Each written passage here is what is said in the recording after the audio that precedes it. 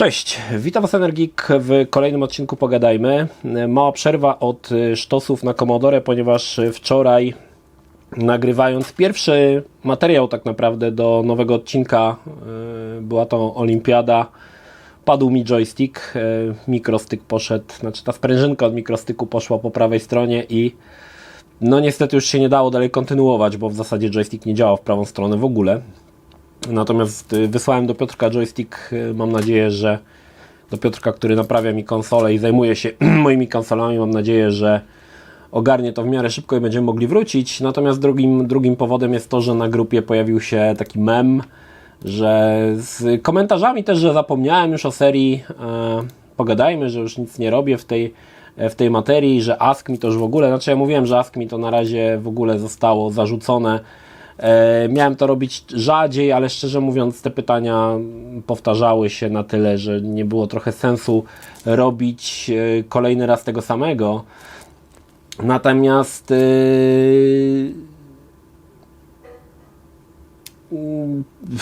się trochę zawiesiłem, przepraszam.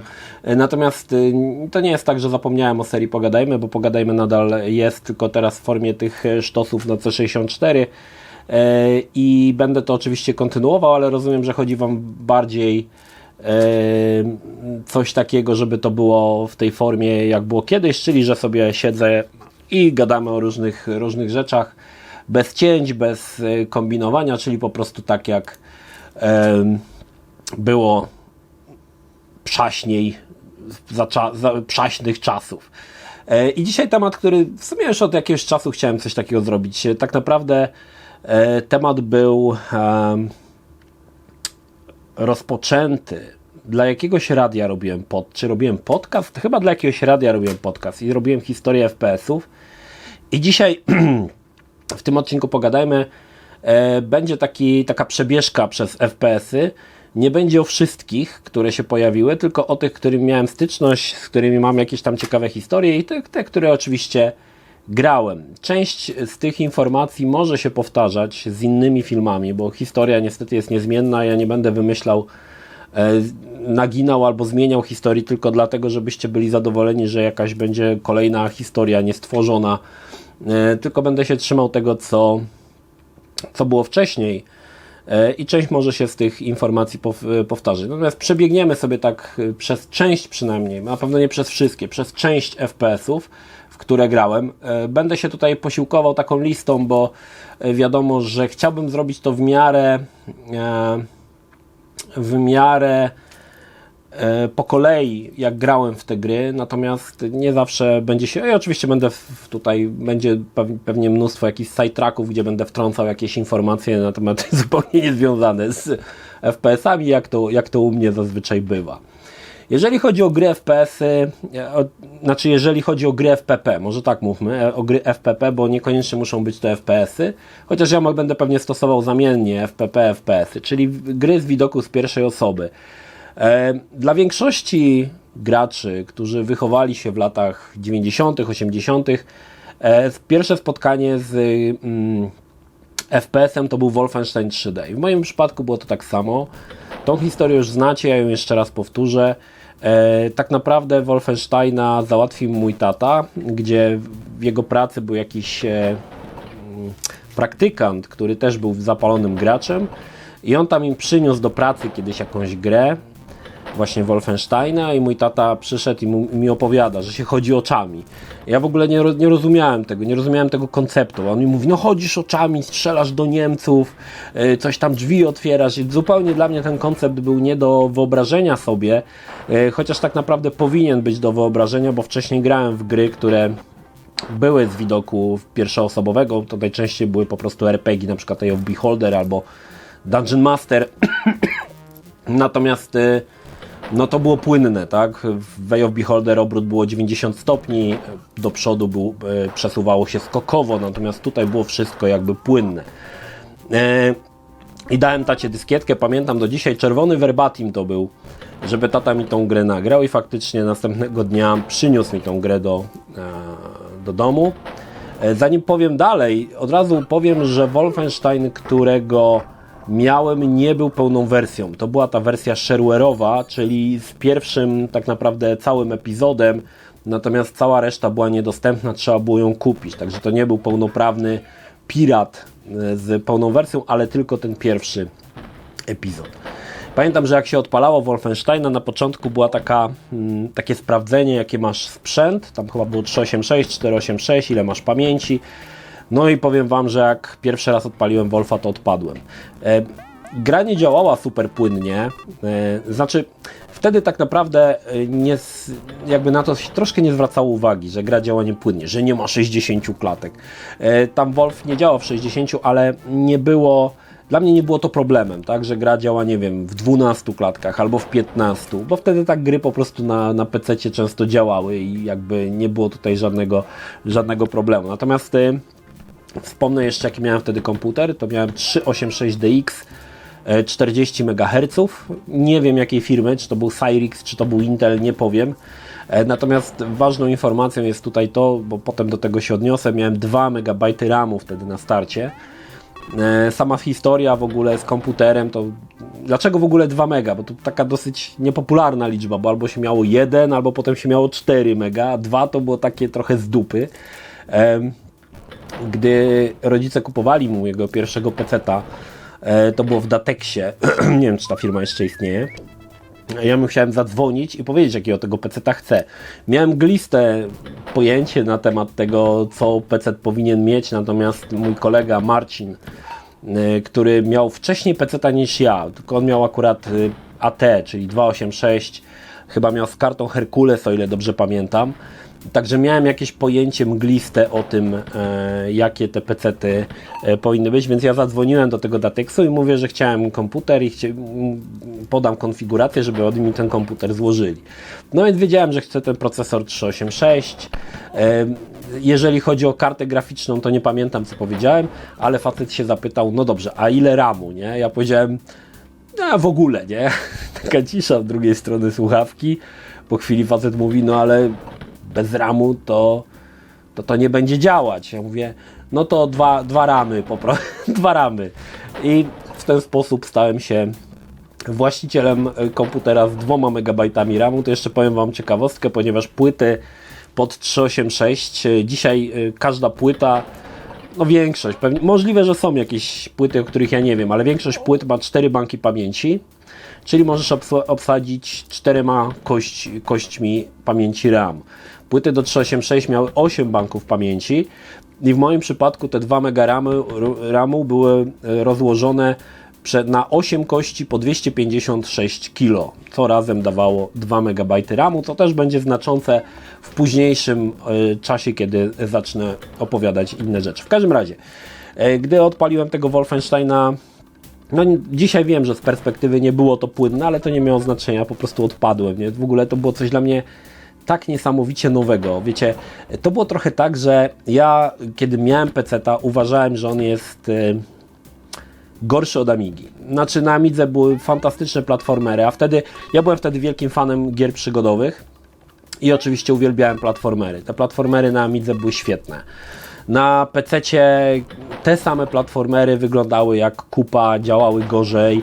Bardzo często te gry były koszmarne, na przykład Street Fighter 2, lubię wracać do tej historii, mówimy o tym tradycyjnym Street Fighterze 2, bo potem się pojawi Super Street Fighter 2 Turbo, który pozamiata, ale tradycyjny Street Fighter 2, ten najbardziej znany automatowy, na Amidze był świetny, na PC-cie to był straszny syf.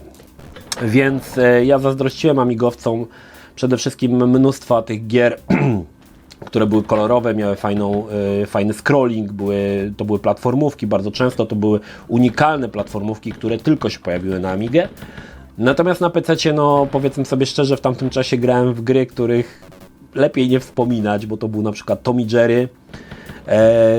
To była taka gra, gdzie grało się myszą, miało się cały pokój i można było jakoś tam tego kota nękać, można było z nim walczyć na szpady, rzucić w niego pomidorem. Taka po prostu gra. Jak dzisiaj o tym myślę, no to jak amigowiec to zobaczył, bo pamiętam, że Arek i Zbyszek na pewno widzieli tą grę, no to musiało być im mnie bardzo żal. No bo jeszcze Prince of Persia, no to też już taki lepszy tytuł. Natomiast Wolfenstein był grą, która wprowadziła nową jakość, której na Amidze nie było jeszcze. I pamiętam, że właśnie albo Zbyszek, albo Arek byli u mnie kiedyś i ja im właśnie pokazuję tego Wolfensteina. Jeszcze wtedy miałem komputer bez twardego dysku, a Wolfenstein się odpalał z dyskietki. No to pamiętam, że to zrobiło wrażenie, nie? Że to była gra, jakby to był zupełnie nowy rodzaj gry. Były tytuły, nie wiem, symulatory, platformery, przygodówki, a to był zupełnie nowy rodzaj gry, zupełnie nowa jakość, całkowicie nowatorskie, nie? Coś, czego jeszcze nie było. I pamiętam, że zrobiło to na nich wrażenie. Ja tego Wolfensteina kończyłem tyle razy, że znałem na pamięć ten pierwszy epizod powiem wam szczerze, że nigdy nie miałem pełnej wersji pierwszego Wolfensteina. Znaczy może później już po latach może coś takiego było, ale szczerze mówiąc na początku nie miałem dostępu do tego Wolfensteina przez kilkanaście pewnie lat, albo i nawet kilkadziesiąt, bo Wolfenstein jest z 92 roku, ja pewnie gdzieś grałem koło 93 może, a może i 92, nie wiem. W każdym razie tytuł był absolutnie fantastyczny i był to jedna z takich gier, które naprawdę zrobiły na mnie potworne wrażenie. No i spowodowały, że jakby to pojawiła się jakby całkowicie, mówię, nowa jakość w grach wideo.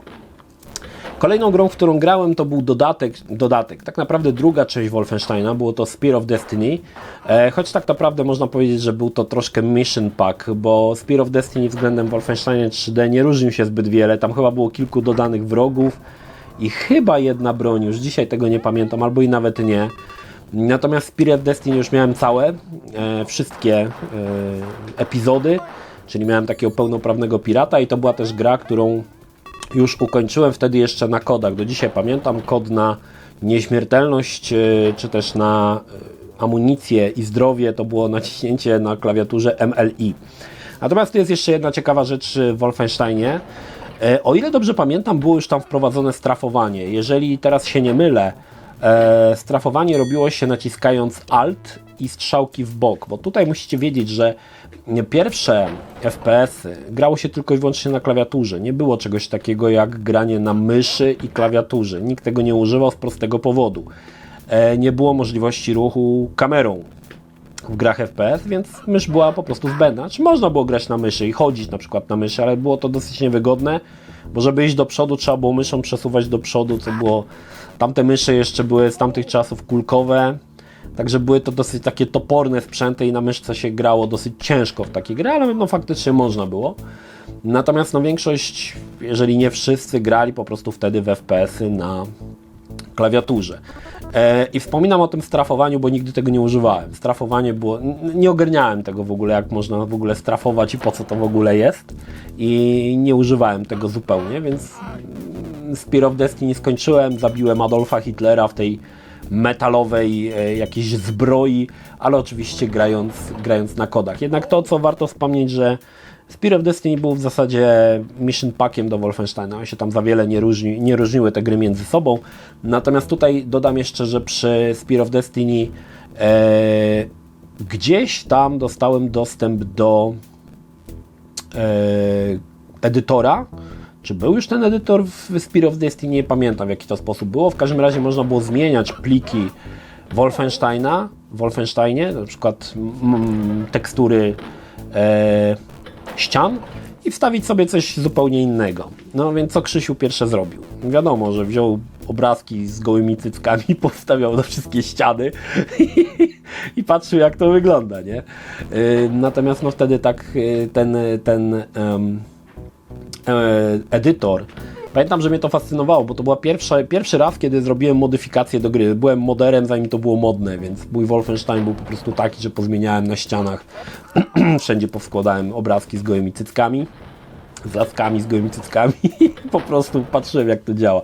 Oczywiście nie mieszkałem się pochwalić moim kolegom, jaki ja jestem zmyślny i w ogóle super moder. No wtedy jeszcze się nie mówiło moder, czyli super haker. Jeżeli jeszcze chodzi o Spear of Destiny i Wolfensteina, to była też taka, to znacie z historii pewnie, że id Software udostępniło zachęcało do modyfikacji tej gry i faktycznie te modyfikacje gdzieś tam później, na jakichś płytach się pojawią. Wiem, że miałem tą modyfikację z Mortal Kombat, natomiast czy ona była na jakiejś płycie nagrana, nie wiem, CD Action albo coś takiego, czy po prostu ktoś ją przyniósł i mi pożyczył, nie mam zielonego pojęcia. W każdym razie była modyfikacja, gdzie Niemców zamieniali się na postacie z Mortal Kombat. Wiem, że tam chyba Skorpion był. I w sumie gra była nadal Wolfensteinem, tylko były podmienione tekstury postaci i oczywiście tekstury ścian. No ale moja modyfikacja uważam, że była lepsza. Nie mam już dzisiaj niestety do niej dostępu, a szkoda. Wiadomo, że wtedy te obrazki to jeszcze nie było płyt, więc to wszyscy na dyskietkach nosili, więc co miało się z obrazków, to się po prostu wrzucało do tego edytora i się wrzucało na ścianę. No w moim wypadku były to gołe cycki, bo tak było lepiej. Patrzę, jaką kolejną grę grałem w te tytuły takie pomiędzy Wolfensteinem a Doomem. I tutaj też warto wspomnieć, że nawet jak wyszedł Doom, nadal bardzo długo wychodziły gry, które były oparte o silnik Wolfensteina, na przykład, nie wiem, Blackstone, Corridor 7. Nie były to dobre tytuły. Faktycznie, jeżeli już był Doom na rynku i grałeś takiego Corridor 7, to była gra jakby zupełnie innej epoki. Natomiast pomiędzy Wolfensteinem, czy tam w tym wypadku Spear of Destiny, no grałem w gry, które były nadal na silniku Wolfensteina, na przykład Ken's Labyrinth, wiem, że grałem w Isle of the Dead, ale to były tytuły, które raczej jakoś tam nie za bardzo mnie fascynowały. Natomiast jednym z ciekawszych gier to z 1993 roku Bethesda wypuszcza The Terminator Rampage. To była gra, tutaj warto zauważyć jedną rzecz, bo mało osób o tym jakby wspomina, ale Bethesda bardzo często starała się iść krok w krok z id Software i wypuszczała również gry, które były FPS-ami i tak naprawdę Bethesda wypuściła pierwszą grę, która miała trójwymiarowe postacie. Wielu uważa, że był to Quake, ale nie. Bethesda wcześniej wypuściła Terminator Future Shock, który posiadał trójwymiarowe postacie. Tam nadal było dosyć dużo sprite'ów, bo na przykład broń była złożona ze sprite'ów, ale faktycznie Bethesda była w tym wypadku pierwsza. I tutaj właśnie Terminator The Rampage, ponieważ Bethesda była prawdopodobnie właścicielem marki Terminatora, jeżeli chodzi o gry wideo, wypuściła właśnie tego Rampage'a. Rampage był grą, która w Secret Service, czy tam w jakichś tam magazynach o grach bardzo często wymieniało się, że jest to gra, na której w zasadzie, która działa kiepsko, bo nie ma komputera, na którym by dzisiaj gra działała dobrze. Pamiętam, że miała potworne jakieś wymagania, tam dochodziło, chyba trzeba było mieć 486, żeby to jakoś w miarę działało.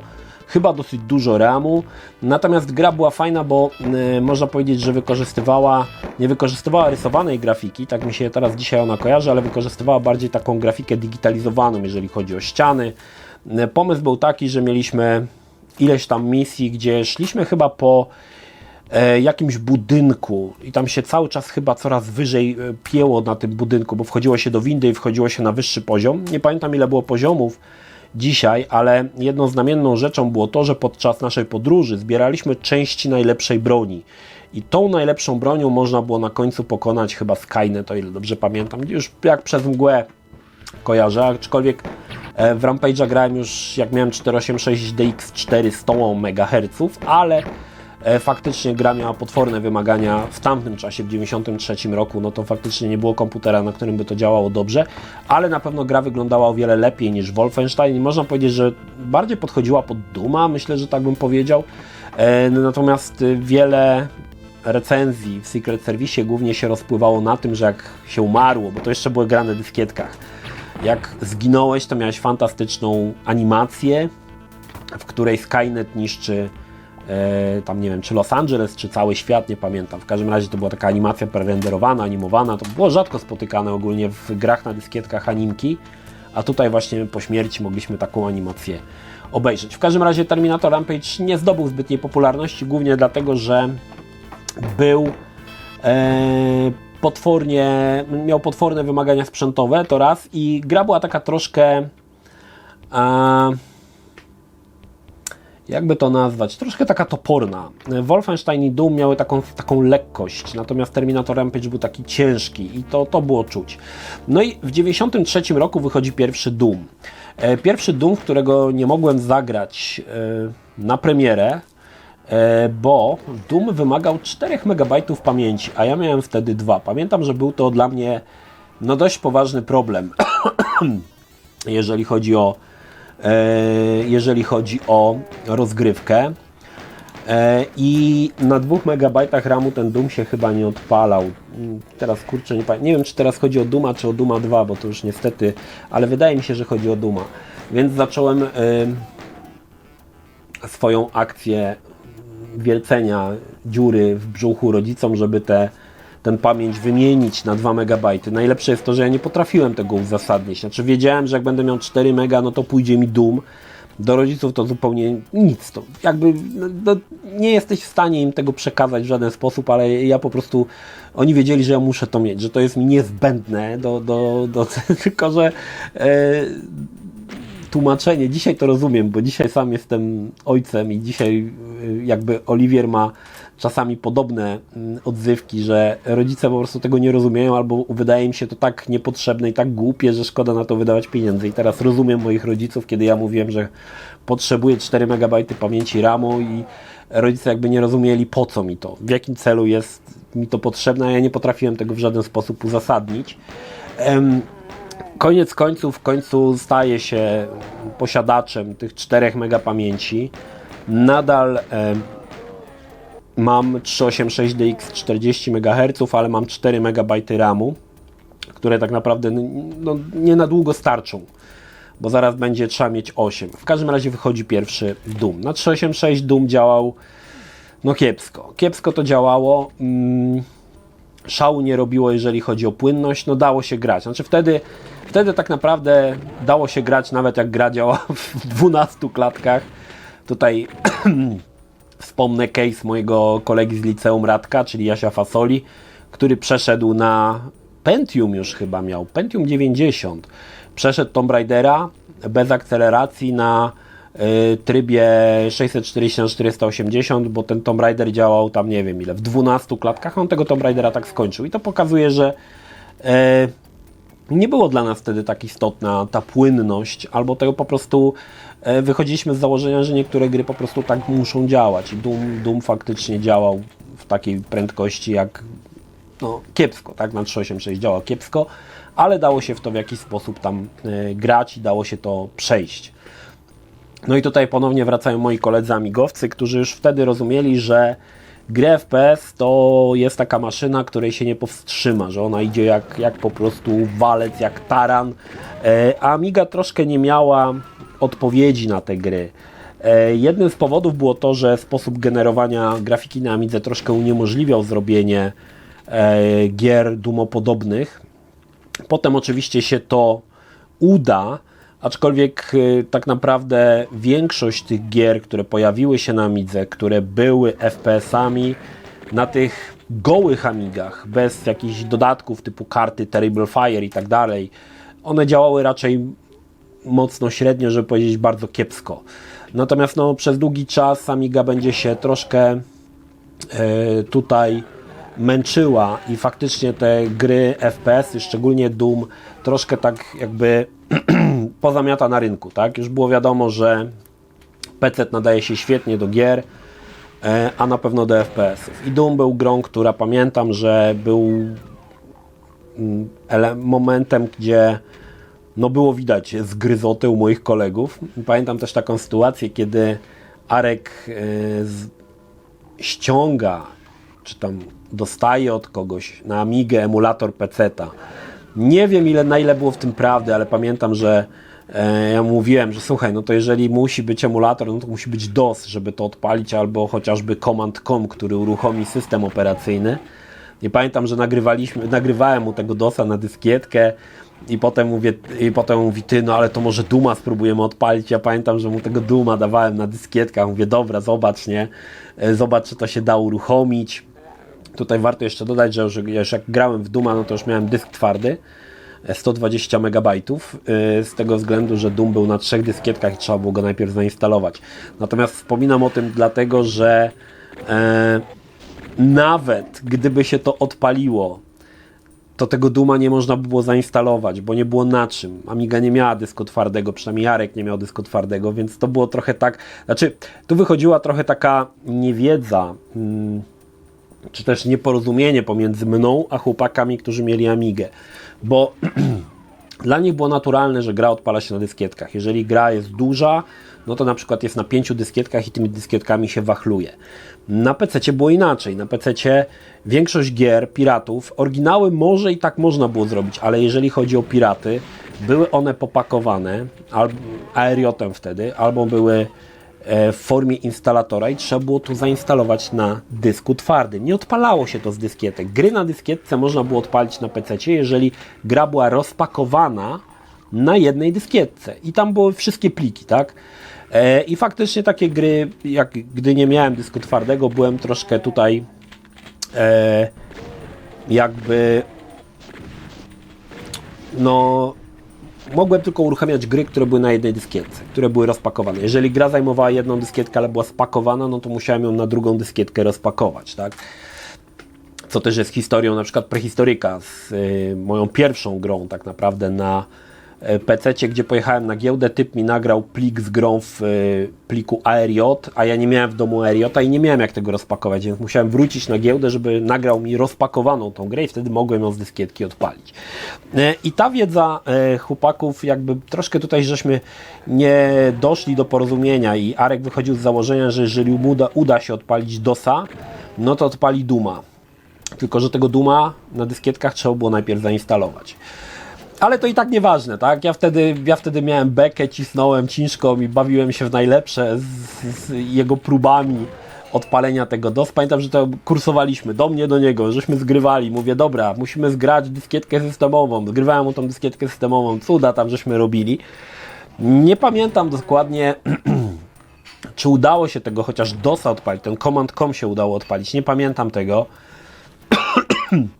Z tego względu, że ciężko mi, znaczy byłem jakby świadom, że jest możliwe pewnie emulowanie na Amidze PC-ta w jakiś tam dziwny sposób, natomiast no wiedziałem jedno, że Amiga nie jest w stanie, nie jest na tyle mocarna, co mój PC w domu, żeby poradzić sobie z generowaniem takiej grafiki 3D, tak, czy tam, no to 3D. Więc tak naprawdę to był raycasting, no ale nieważne, mówmy, że grafika 3D. W każdym razie nigdy się nie udało tego Dooma odpalić i pewnie by się nie udało, nawet jeżeli, tak jak mówię, by się odpalił ten DOS, no to był problem, że trzeba to zainstalować na dysku twardym, bo tam ten Doom zajmował, nie wiem, 4 czy tam 5 MB, więc wiadomo, że z dyskietki nie można było tego odpalić. Ale Doom był grą, która faktycznie pokazywała wyższość w tamtym czasie, w mojej opinii, PC-ta nad Amigami. I choć Amiga miała nadal mnóstwo fajnych gier, dużo dobrych gier wychodziło w tamtym czasie na Amidze, pamiętam, że dla chłopaków było to sporym problemem, że wyszła gra Doom, która nie pojawiła się na Amidze i był to tytuł tak niesamowicie dobry, że jakby Amiga nie miała troszkę na to odpowiedzi, że cały gatunek FPS-ów, FPP na Amidze jakby nie pojawi się przez dłuższy okres czasu. Oni wtedy zakładali, że nigdy się nie pojawi, chociaż były takie plotki, nie wiem kto to mówił, chyba Zbyszek, że gdzieś słyszał, że robią właśnie Dooma, że będzie Doom na Amigę. I gdzieś tam taka plotka faktycznie krążyła, że Doom w końcu się na Amigę pojawi. Znaczy pojawi się tak naprawdę kilkadziesiąt lat później na Amidze na przykład 1200 albo CD32 z kartą Terrible Fire. Dzisiaj jest możliwe odpalenie faktycznie Dooma na Amidze, ale to było w tamtym 93-94 roku. Gdzieś tam ta plotka faktycznie krążyła, że Doom wreszcie pojawi się na Amigę i oni pracują nad tym. No i teraz mamy ciekawą rzecz, bo mamy na rynku już Dooma, czyli nowy silnik od id Software, ale nadal wychodzi bardzo dużo gier bazujących na silniku Wolfensteina. To wiadomo, że te gry wyglądały kiepsko. No to już wspomniany Corridor 7, był Operation Body Count, który był taką grą, można powiedzieć, bardziej złożoną. Prawdopodobnie większość z Was nie grało w Operation Body Count i ja się nie dziwię. Natomiast to, co tam było... Kurczę, teraz muszę sobie przypomnieć, czy to jest akurat ta gra. Wiem, że były takie gry, gdzie był dodany element survivalowy, że trzeba było się leczyć, poszczególne elementy ciała, także były takie gry. Nie wiem, czy to było Operation Body Count. Nie, to nie było Operation Body Count. Muszę sobie już teraz przypomnieć. Akurat w to nie grałem, także tutaj muszę sobie zerknąć screeny. W każdym razie wychodziły nadal gry bazujące na silniku Wolfensteina. To właśnie tutaj te tytuły, które powiedziałem. Nawet kiedy pojawi się już druga część Duma, nadal będą wychodziły takie gry, na przykład Blakestone, który niestety już wyglądał, powiedzmy sobie szczerze, w porównaniu do gier Dumopodobnych, bardzo, bardzo kiepsko. I mamy kolejny ważny tytuł. W 1994 roku pojawia się System Shock. Gra, która tak naprawdę zmieniała czy też wprowadzała zupełnie nowe mechaniki, nową jakość do gier FPS-owych. Bo System Shock tak naprawdę nie był typowym FPS-em. To była gra RPG z bardzo zaawansowaną na tamte czasy fizyką, z bardzo zaawansowanym interfejsem, z dużymi możliwościami. Wiecie, tam można było używać przedmiotów, ruszać kamerą góra-dół, kucać. To były nowości tak naprawdę. Tego wcześniej w grach nie było. To była pierwsza gra, która wprowadziła aż tak zaawansowany movement. A propos, tutaj dodam, że nad fizyką pracował Seamus Blackley, który później stworzy pierwszego Xboxa. Natomiast gra została zrobiona przez Looking Glass Studios, chyba potem się nazywało Looking Glass Technologies, nie pamiętam, ale to były firmy, które już wcześniej próbowały tego typu rzeczy zrobić, na przykład Ultima Underworld to były gry, które wykorzystywały również silnik, nie wiem czy Wolfa, czy Duma, ale też były płynne. Ogólnie Looking Glass Technologies to była firma, która bardzo wprowadzała gry bardzo zaawansowane technologicznie. W pewien sposób wydaje mi się, że też robił to Origins, ale Looking Glass Studios też to był tytuł, firma, która wprowadzała gry dość zaawansowane technologicznie, które na ówczesnych komputerach działały dosyć kiepsko. I System Shock nie jest niespodzianką, że nie działał za dobrze. Był to rok 94. Tak jak mówię, dużo rzeczy wprowadzone zostało tam nowych, natomiast była to gra, która zszokowała mnie jednym elementem. Była to gra całkowicie po polsku. Nie znaczy to, że wcześniej nie było gier po polsku, bo ja grałem nawet w Piratów Sida Meyera na Commodore, którzy już byli po polsku, ze wszystkimi tekstami, ale System Shock szedł krok dalej. W pierwszym System Shocku nawet napisy na ścianach były w języku polskim, na przykład umazane krwią coś, to było napisane wszystko, były podmienione tekstury po prostu na język polski. Pamiętam, że byłem niesamowicie zszokowany tym. I System Shock był też grą, którą grałem bardzo długo, ponieważ to jest, możecie to obejrzeć w recenzji remake'u System Shocka. I tutaj tą tezę, czy też moje zdanie podtrzymam. To była gra dosyć trudna, bo trzeba było czytać komunikaty i informacje. Wiadomości o tym, co trzeba zrobić, były poukrywane na przykład w wiadomościach głosowych od Shodana czy od Ruchu Oporu. Jeżeli tego nie czytałeś, to nie wiedziałeś, co zrobić. I słynna ostatnia zagadka, kiedy na całej bazie Cytadeli mamy 4 numerki, czy tam 5 numerków, każdy numerek jest na innym piętrze, w innym miejscu i trzeba te numerki zebrać, bo są one kodem do reaktora. Pamiętam, że Chryste Panie, myślałem, że jajo zniosę. W końcu udało mi się skończyć System Shocka, ale było to dużo po premierze, bo w którymś momencie zarzuciłem tę grę, bo już się tak zdenerwowałem, że nie wiedziałem, co zrobić, że mówię, nie gram w to więcej i koniec.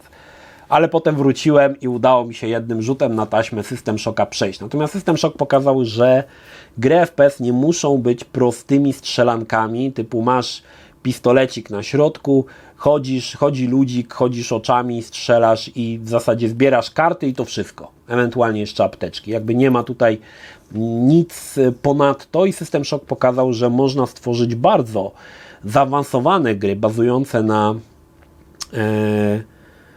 szkielecie gier FPP i zrobić naprawdę coś fajnego. I do dzisiaj uważam, że pierwszy System Shock jest absolutnie rewelacyjnym tytułem, który był w mojej opinii dla wtedy, no powiedzmy nastolatka, był trudny do przejścia, no ale był to tytuł na pewno, który dużo zmieniał.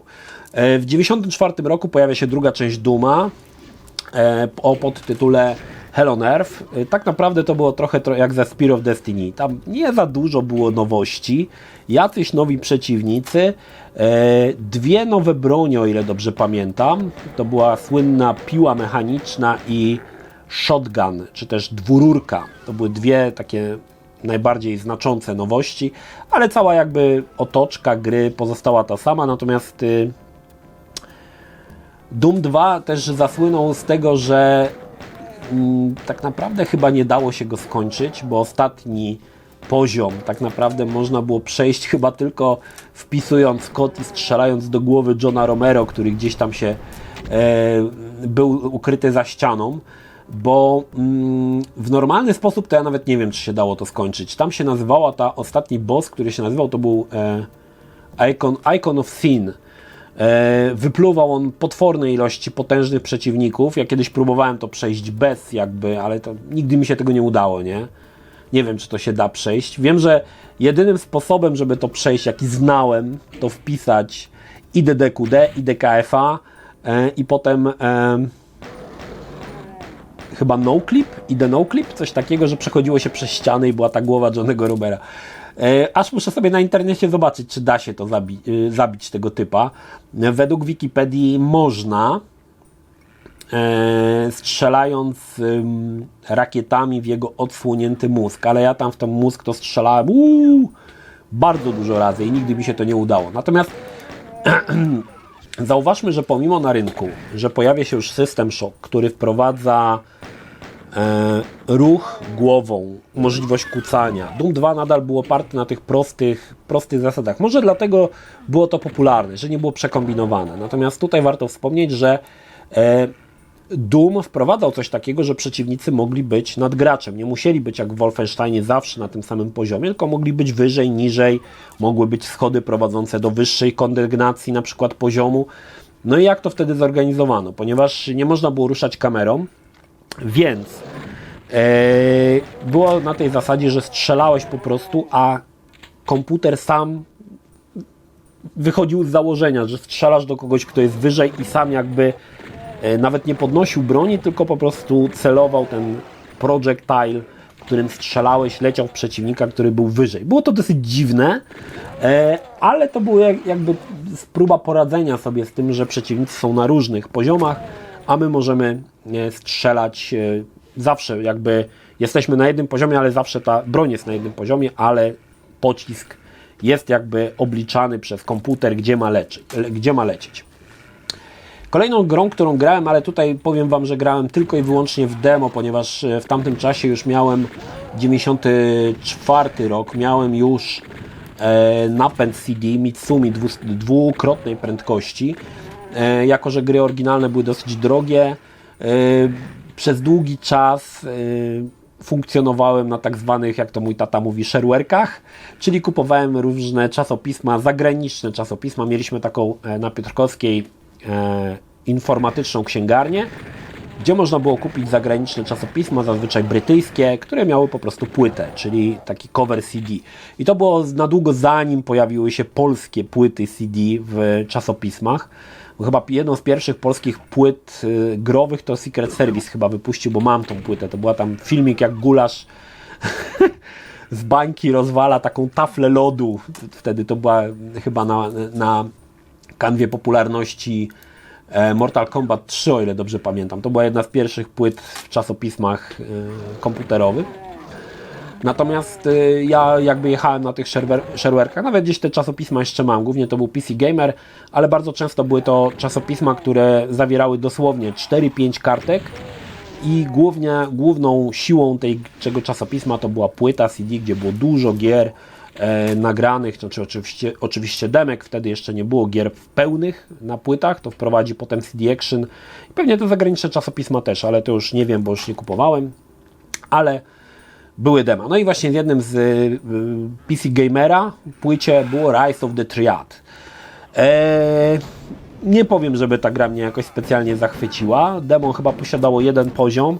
Było to dziwna gra, taka jakaś, taki trochę można powiedzieć w stylu Serious Sama, gdzie masz dużą planszę, pojawia ci się mnóstwo przeciwników i wszyscy nawalając do ciebie z każdej strony. Nie był to jakiś tytuł, który mnie zachwycił.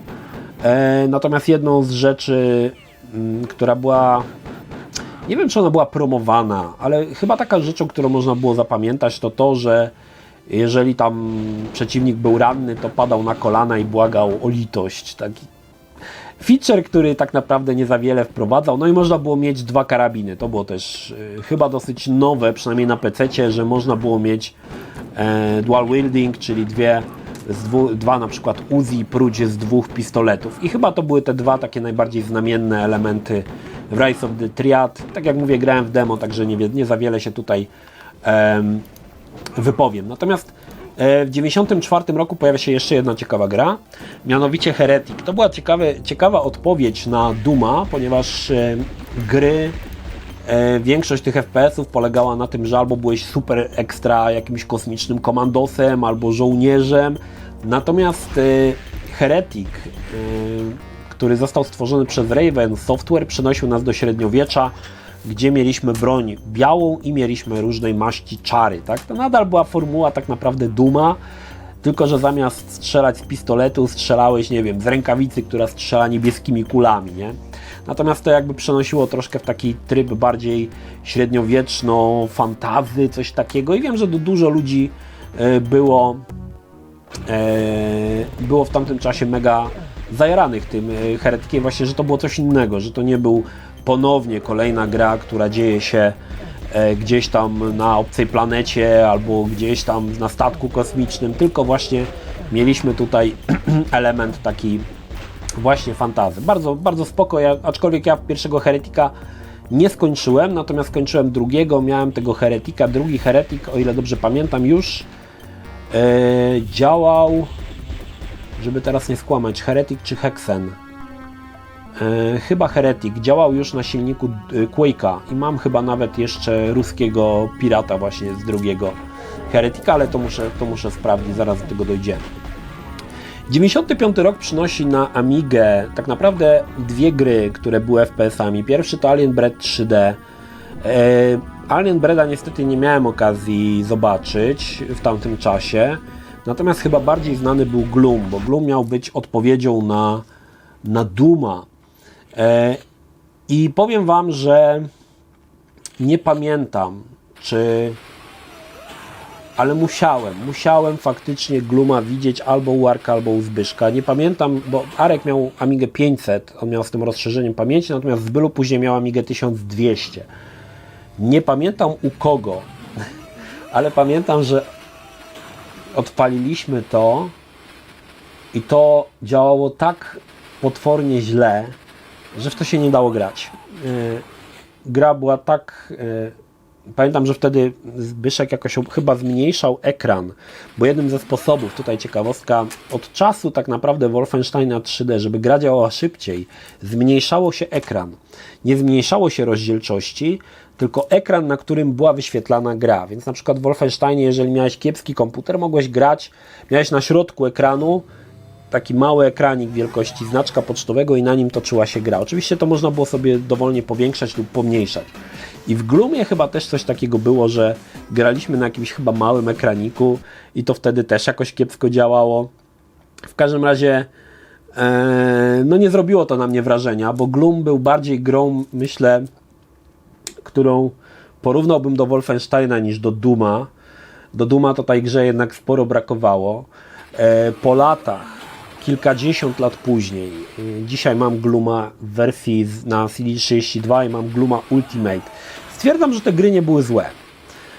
Miały one kilka fajnych pomysłów, kilka było kiepskich, na przykład to, że żeby mieć nową broń trzeba było zbierać jakieś takie kolorowe kulki, to było totalnie z dupy, ale na przykład to, że przeciwnicy się rozwalali na części i te części pozostawały, to było spoko. I uważam, że gdyby w tamtym czasie Gloom mógł działać w takiej prędkości, jak dzisiaj jestem w stanie Glooma odpalić na Amidze CD32 Terrible Fire i ta gra działa naprawdę dobrze, no to mógłby być spory sukces. Faktycznie amigowcy mieliby naprawdę potężnego, no może nie potężnego, godnego konkurenta do Dooma. I uważam, że dzisiaj tak patrzę na Glooma troszkę pobłażliwszym okiem i nawet powiem Wam, że jest to spoko gra i zamierzam zrecenzować tą grę dla Was. I pierwszego Glooma i Glooma w zasadzie 2 i 3, które pojawiły się na płycie pod serię pod nazwą Gloom Ultimate. Uważam, że to by mogło zażreć, gdyby przede wszystkim działało lepiej. Jeżeli chodzi o Alien Bread 3D, no tutaj nie grałem w tą grę, grałem w nią dopiero kilkadziesiąt lat później, odpaliłem sobie ją na Amidze CD32. Jak wiecie, Amiga CD32 to tak naprawdę Amiga 1200 z napędem CD i na gołej Amidze CD32 działało to koszmarnie. W zasadzie, żeby Was nie skłamać, nie wiem, tam może z 5 klatek na sekundę było, jak już wybuchały beczki, to gra zwalniała do 1 klatki na sekundę, coś takiego, no koszmarnie to działało. Jednak po wsparciu Amigi CD32 kartą Terrible Fire faktycznie ta gra działa lepiej. No ale Alien Bread to jest tak naprawdę trójwymiarowa odsłona serii gier, która była potężnie popularna na Amidze. Chodzi oczywiście o Alien Bread Tower Assault, chyba najbardziej znany. Także to była naprawdę znana marka na Amidze. Więc wydaje mi się, że Alien Bread 3D był krokiem w dobrą stronę, żeby zdobyć popularność i mogłaby ta gra osiągnąć popularność. No ale ponownie jest ten sam problem. Gdyby ta gra lepiej działała. Dzisiaj patrząc na dopakowane Amidze CD32, nie jest to super gra.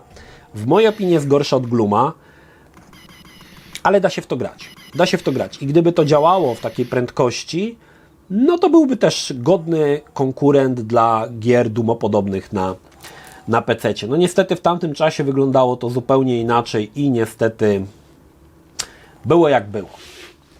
W 1995 roku wychodzi kolejna fantastyczna gra. Jest to Star Wars Dark Forces i niestety ponownie w tą grę nie mogłem zagrać. Dlaczego? Bo Dark Forces wymagał już 8 MB pamięci RAM. Czy tam, jeżeli dobrze pamiętam, może 6? No nie 4 w każdym razie, nie 4. Więc ponownie zaczęło się moje wiercenie dziury w brzuchu, że teraz no mam 4, ale teraz potrzebuję 8 MB i ponownie nie potrafiłem tego uzasadnić, po co mi ta pamięć, ale była mi niesamowicie potrzebna, oczywiście głównie po to, żeby te gry odpalać. I teraz tutaj taka ciekawostka, nie jestem pewien, czy jest to do końca prawda, bo troszkę mi się te wspomnienia zatarły, ale przed zagraniem w pełną wersję grałem w demo Dark Forces i wydaje mi się, że demo, które było na płycie Dark Forces, pewnie z jakiegoś PC Gamera, działało na 4 MB pamięci, natomiast pełna gra wymagała już 8 MB pamięci. Tak mi się kojarzy coś, ale głowy sobie uciąć nie dam. W każdym razie, to był czas, kiedy no, potrzebowałem tych 8 MB pamięci i też zagram oczywiście w końcu w Dark Forces, ale troszkę później. No i tutaj też jest ta słynna historia, którą już Wam opowiadałem, kiedy wzięliśmy ten komputer do Datexu, żeby wymienili nam RAM, bo wtedy, wiecie, to zajmował się tym wyspecjalizowany fachura. No i pojechaliśmy z tatą, żeby kupić te 8 MB, żeby mógł już zagrać w te gry, które wymagały 8 MB. No i koleś, ten komputer jeszcze miałem w obudowie desktop, czyli w tej poziomej. Miałem taką, to tam jeszcze Wam powiem, miałem tam 2 stacje dysków w tym komputerze. Tam na te duże dyskietki i na te małe. Znaczy na duże była poziomo, na ten miał pionowo. Miała taki wyświetlacz z 2 cyferkami. To był Bayer taki, nie? Który jak włączałeś turbo, to on Ci tam przełączał na przykład 33 MHz na 40. Potem już miałem, wydaje mi się, że już w tamtym czasie, kiedy wymieniałem na 8, już miałem 486DX 400 MHz. Bardzo to możliwe, że już miałem nowy procesor. No to wtedy samodzielnie, Hackerman, samodzielnie zrobiłem, bo to, co wyświetlało się na tym ekraniku, można było modyfikować. Jednak nie było żadnej aplikacji, tylko trzeba było ręcznie zworki ustawiać odpowiednio, żeby wyświetlała się dana cyferka. I było to zrobione tak, że połączenie dwóch zworek powodowało, że pojawiała się, wyobraźcie sobie liczbę 8 złożoną z takich patyków. Połączenie dwóch zworek powodowało, że jeden taki patyk albo gazał, albo się zapalał. Tak? Także metodą prób i błędów na włączonym kompie ustawiałeś to, co chciałeś, żeby ci się pojawiało. Może tam był jakiś sposób, ale ja go nie znałem, nie? Byłem za głupi wtedy. Więc jak już miałem 486, to sobie samodzielnie zrobiłem, że już nie było 33-40, tylko miałem high, czyli high, i miałem low, czyli high-low. Ale wracając do tematu, no i taką tą obudowę miałem. Obudowy były też tak zrobione, że była pozioma obudowa i on się podnosiło jakby do góry tą klapę, natomiast monitor zazwyczaj stał na obudowie. Tak jak dzisiaj mamy, nie wiem, większość obudów to już dzisiaj tower, czyli pionowe obudowy, wtedy były poziome i na niej stał monitor, który ważył tam, nie wiem, 200 kg te monitory ważyły. Ja też miałem monitor Datexu, ten pierwszy. To w ogóle to była ciekawa rzecz, bo ten monitor nominalnie, jego najwyższą rozdzielczością, jaką mógł wyświetlić, było 800x600, ale wtedy się nie dało się na to patrzeć. Nie wiem, jakie tam było odświeżanie, ale musiało być jakieś koszmarnie niskie. Natomiast no, głównie był on przeznaczony do gier DOS-owych, które działały tak naprawdę w większości 320x240 pikseli. Były gry, które działały w wyższej rozdzielczości, 640x480, na przykład Syndicate. No i one oczywiście też działały, czy Pirates Gold też działał w wyższej rozdzielczości. Ale jak już kiedyś tam zainstalowałem sobie Windowsa 3.11 chyba, albo już 95, no to już można było to 800x600. Jednak to był inny problem. Problemem była karta graficzna. Miałem... Nigdy nie pamiętam, jaką tą kartę miałem. Albo Tsenga, chyba Tsenga. Ona miała 512 KB pamięci. I na gry DOS-owe to starczało, tak? Natomiast nadchodziło nieubłaganie czas Windowsa 95 i Windows 95 na półmegowej karcie wyświetlał maksymalnie 16 kolorów. I to powodowało pewien problem, bo wiele dem w tamtym czasie, jeszcze mówię o demach, na przykład King Quest 7 wymagał już 1 MB, ponieważ gra działała w 256 kolorach. A ty mogłeś jedynie wyświetlić 16 i gra po prostu się nie odpalała, więc w tamtym czasie Windows był jeszcze dla mnie poza zasięgiem. Ja pamiętam, że potem zmienię tą kartę i kupię jakąś kartę 1-megową. Nadal to było straszne gówno, bo zamieniałem jedno gówno na drugie gówno tylko z 1 MB, ale już wtedy Windowsa mogłem odpalić w 256 kolorach. Także była już szajba, nie? Wtedy. Ale wracając do tematu. Jedziemy po wymianę tego RAMu. No i ten fachura z Datexu, nie wiem, otwiera tą klapę, wtedy już miałem 4 MB i mówi, patrzy w to i mówi, no nie da się tu niestety 8 MB włożyć. Ja mówię, no to już pozamiatane, zostałem z 4 MB, kolejne kilkadziesiąt lat będę grał na komputerze, który ma 4 MB i na którym nic nie działa. Ale chłopacy mówi, ale można włożyć 16. Nie, patrzę na tatę, nie, mówię, tak patrzy na to, nie, ja mówię, na pewno, wiecie, to nie były tanie rzeczy, mówię, no to, a ojciec tak mówi, dobra, niech będzie 16, nie. Miałem wtedy, pamiętam to, bo będzie miało to ciekawa historia, była wtedy jedna gra, która wymagała 16 MB pamięci, był to Primal Rage, który tak naprawdę pojawił się w 4 wersjach. W wersji na komputery z 4 MB pamięci, 8 i 16. Byłem jedyną osobą, nie wiem, czy już chyba liceum było, która mogła odpalić Primal Rage'a w wersji na 16 MB. W każdym razie to było coś takiego, że wiecie, 8 MB to było powoli stawało się standardem, ty masz 16. Jesteś po prostu Bogiem. Nie na wiele się to zdawało, bo te gry i tak wymagały, powiedzmy, maksymalnie 8 MB pamięci. No ale ja miałem 16. Miałem 16, reszta plebsu miała 8 albo 4, więc miałem 16. I wracając do tego Dark Forces. Dark Forces, pomimo że to była gra oczywiście bazująca na uwielbianym przeze mnie uniwersum Gwiezdnych Wojen i to jeszcze tym klasycznym, czyli epizodach 4, 5, 6, wprowadziła kilka ciekawych zmian względem poprzednich gier FPS-owych. Przede wszystkim były windy. To było w ogóle ciekawe, że mogłeś wjechać windą na wyższy poziom, nie? W Doomie były schody, tu były windy, że mogłeś faktycznie w obrębie jednego poziomu wjechać na wyższy poziom i na przykład tam też się toczyła walka, to raz, a dwa, wprowadzono wreszcie możliwość spoglądania w górę i w dół. Ta możliwość już wcześniej pojawiała się oczywiście w System Shocku, tylko że System Shock nie był stricte grą FPS, to był bardziej RPG, a tutaj wprowadzono pierwszy raz w FPS-ie możliwość patrzenia w górę i w dół. I tutaj jakby przy Dark Forces pojawił się sens używania myszy. To jeszcze nie było tak popularne, że się grało klawiaturą i myszą, ale faktycznie możliwość patrzenia w górę i w dół była jakby sprowadzała się do tego, że dawała tą możliwość używania właśnie myszy i klawiatury. Podejrzewam, że tutaj się narodził sposób, który dzisiaj każdy gra, czyli WSAD i mysz. Tylko wtedy chyba jeszcze nie grało się WSAD, tylko nadal na strzałkach i myszą. I wydaje mi się, że właśnie Dark Forces wprowadził tą możliwość i był pierwszą grą, która dawała taką możliwość grania. Natomiast spopularyzuje to oczywiście Quake, do którego sobie jeszcze dojdziemy. W 1995 roku pojawia się też kolejna ciekawa gra, kolejna wariacja na temat Dooma. Nie powinienem powiedzieć, że jest to gra Doomopodobna, ale każdy ją tak ochrzcił. Był to Descent, czyli gra, gdzie lataliśmy stateczkiem w labiryncie korytarzy, strzelaliśmy do innych stateczków. Jednak był tutaj jeden bardzo ważny element. Gra oferowała rozgrywkę w 360 stopniach, ponieważ stateczek był zawieszony w przestrzeni, mogłeś dowolnie się obracać, góra, dół, mogłeś latać po suficie, jakby nie było grawitacji, więc mogłeś swobodnie się poruszać w 360 stopniach.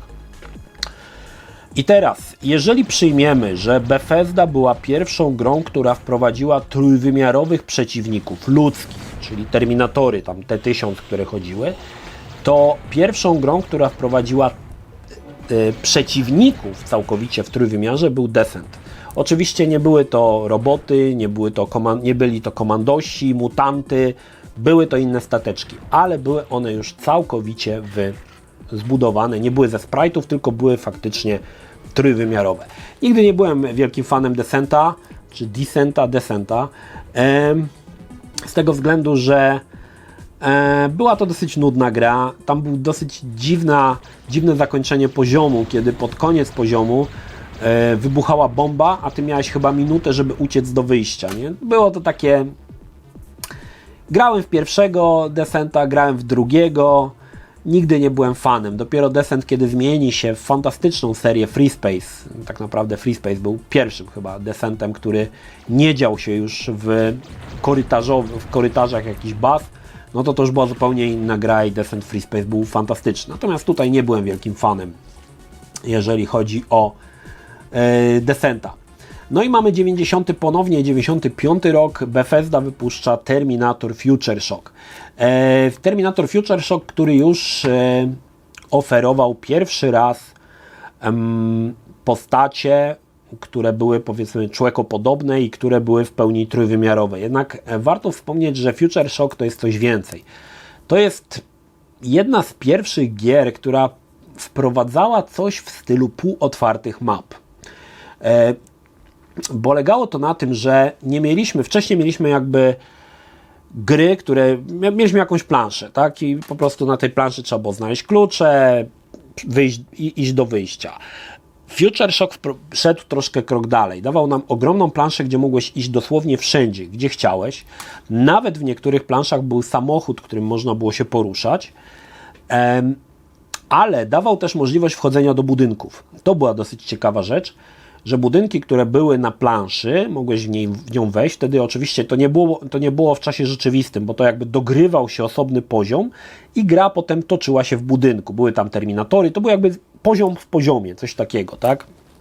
I to był jakby element, który też był w pewnego rodzaju nowatorski, jeżeli chodzi o gry FPS-y.